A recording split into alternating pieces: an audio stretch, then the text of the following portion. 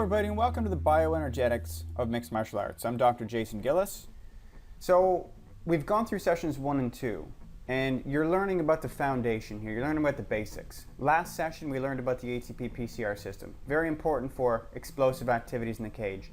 This session, session 3, we're going to learn about anaerobic glycolysis, and the title is Feel the Burn, because really this system is contributing to that burn that you're feeling during training. And it's important, but hopefully by the end of this lecture you'll realize that it's not important as most people think. In the next session we're going to round off the discussion on bioenergetics by talking about aerobic energy metabolism, and then we're going to talk in sessions 5 and 6 about a couple other important factors. We're going to talk about maximal aerobic fitness and your anaerobic threshold. And then in sessions 7, 8, 9, 10 we get really practical. We're going to talk about low and high intensity endurance training. We're going to talk about how you train an energy system. We're going to talk about periodization. And then finally we're going to talk about how you develop endurance in mixed martial arts. So welcome to session 3. This is Feeling the Burn with Anaerobic Glycolysis. Some learning objectives here for you. First thing I want you to do is I want you to be able to, at the end of this lecture, identify the characteristics of anaerobic glycolysis. And then we're going to talk about how ATP is produced in this system. We're going to set training objectives for this system, talk about performance adaptations, and then at the end we're going to finish off by talking about probable causes of fatigue when you're working maximally in this system. So this is what we're going to cover. We're going to first look at characteristics of the system. We're going to talk about how the system works after that. Going to focus in on training objectives, followed by performance adaptations, and then fatigue. So you've seen this figure before, but let's just orient you here. Ultimately, we're trying to resynthesize ATP. We need that if our muscles are going to contract. In the last lecture, we learned about the ATP PCR system, where you have a molecule of phosphocreatine which splits apart and donates an inorganic phosphate to ADP, converting it to ATP. In this session, we're going to talk about anaerobic glycolysis, which can directly produce ATP. And in the next session, we're going to talk about aerobic energy systems for ATP production.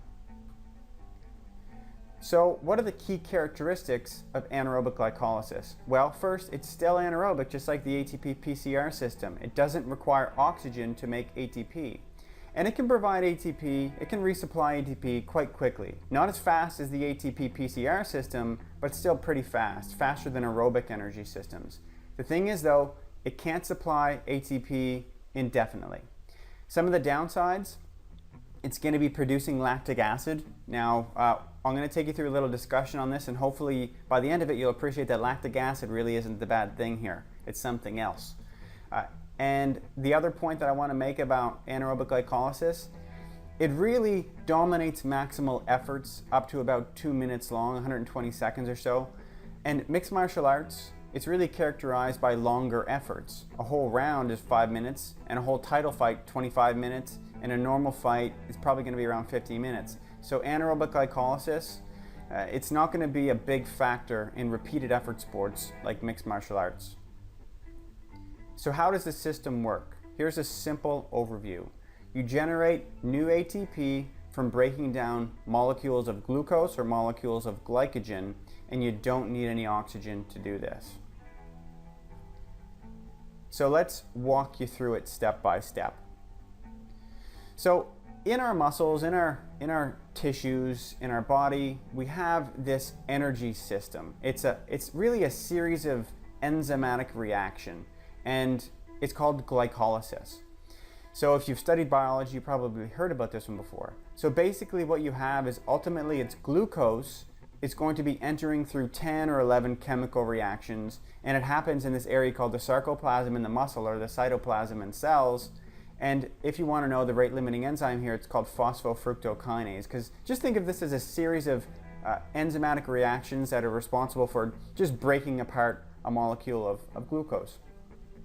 So you can start with glycogen, and there's a lot of glycogen in the muscles, there's also some in the liver, but we're talking about the muscles here, so we'll focus on that. And you can also start with a molecule of glucose, which is also inside the muscle. And ultimately you're going to get ATP, you're going to get adenosine triphosphate after you break down glycogen or glucose through glycolysis. You're going to get some ATP spitted out on the other end. When you start with glycogen, you're ultimately going to get 3 molecules of ATP. And when you start with 1 molecule of glucose, you're going to get 2 molecules of ATP. And the difference is because you're going to be spending another ATP molecule to get glucose. So that's why we're taking one off the top, and we don't need to go into the details of that right now. But there are two types of interactions with glycolysis. There's really one called anaerobic glycolysis, and there's another system we like to call aerobic glycolysis. We're going to focus on anaerobic glycolysis here, but know that we're going to talk about aerobic glycolysis in the next lecture. So let's say that we start with glycogen, which is really the common substrate for anaerobic glycolysis. So you're going to have that glycogen molecule. It's going to be broken down and stripped apart.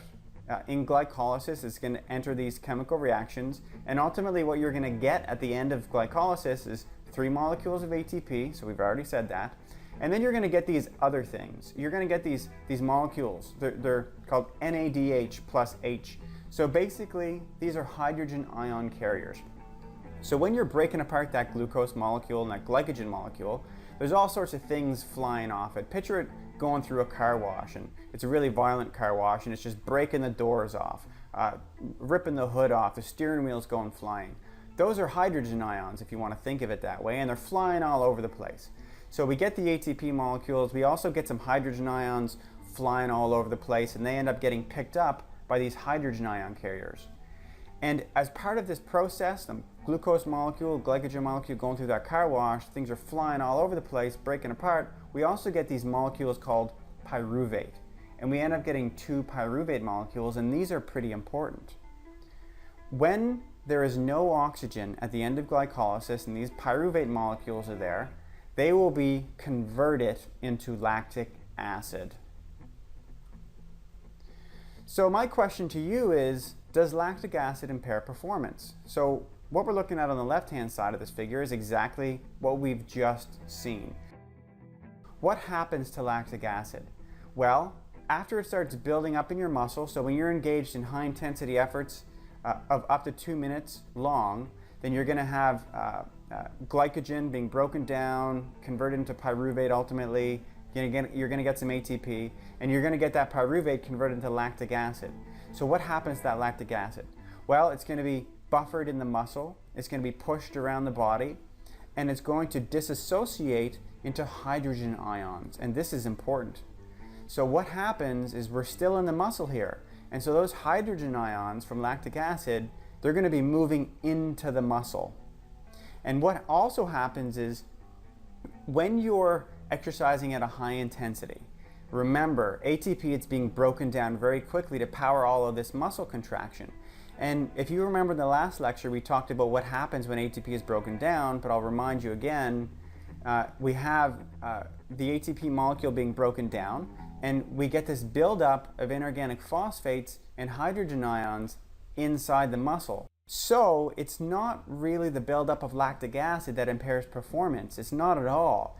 It's when that lactic acid disassociates into hydrogen ions, and then when those hydrogen ions are also falling out of those broken down ATP molecules, we end up getting this big buildup of metabolites, and that's more likely the cause of fatigue than the buildup of lactic acid.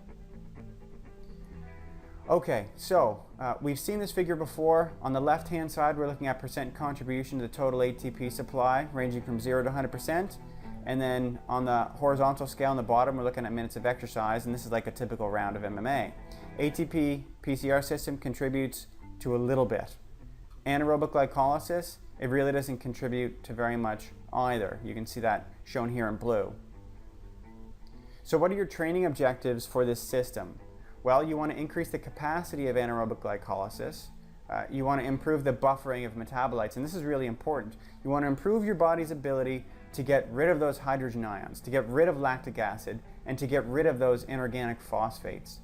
And I'm sure that you're aware of this. When you exercise at that high intensity and you get that buildup of lactate, then you can learn to tolerate it. In some cases, it can actually make you feel a little bit sick, but if you expose yourself to these high intensities, then you can improve your tolerance. Performance adaptations. Well, if you train the system, you're going to improve the power output of short sustained efforts like long takedown attempts or long combinations or prolonged grappling, or when you're wrestling for body position. So all those things are pretty important. So how do you fatigue in this system? Well, as I said, the byproducts of anaerobic glycolysis, they're going to accumulate. So you're going to have lactate converted into hydrogen ions. And then you're going to have the fast breakdown of ATP that's going to cause a buildup of inorganic phosphate and hydrogen ions in the muscle. And that's going to, when it builds up to a fair amount, it's going to impair muscle contraction. And that is really what's causing people to gas out, this highly acidic environment. So what are your options? You can slow down and start to buffer some of these metabolites, so slow your pace down, or you can gas out. So we've all been there. We've all been gassing out in training, at least in some in competition. And so really the option here is to slow down and pace yourself and get ATP produced from another energy system. Okay, I want to show you this a different way.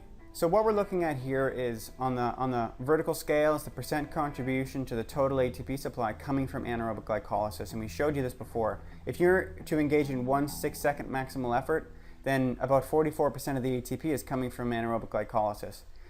But let's say that you want to do that effort and then you rest 30 seconds and then you do another 6-second effort and then you repeat that 10 times.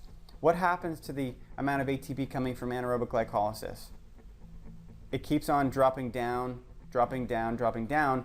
By the time you get to the 10th effort, anaerobic glycolysis is only producing about 5.5% of the total ATP supply. And this sort of effort where you're working with repeated efforts of around 6 seconds and taking a little bit of time off or rest, that's comparable to what you would do in mixed martial arts. This study was sprinting, but I show it to illustrate the point that it is kind of comparable to the movement pattern in mixed martial arts. So my point here, workouts that target anaerobic glycolysis, they're going to have the greatest impact on single efforts in the cage, but they're really not going to do much to improve your ability to perform at a repeated high intensity over the course of a whole round and over the course of a whole fight.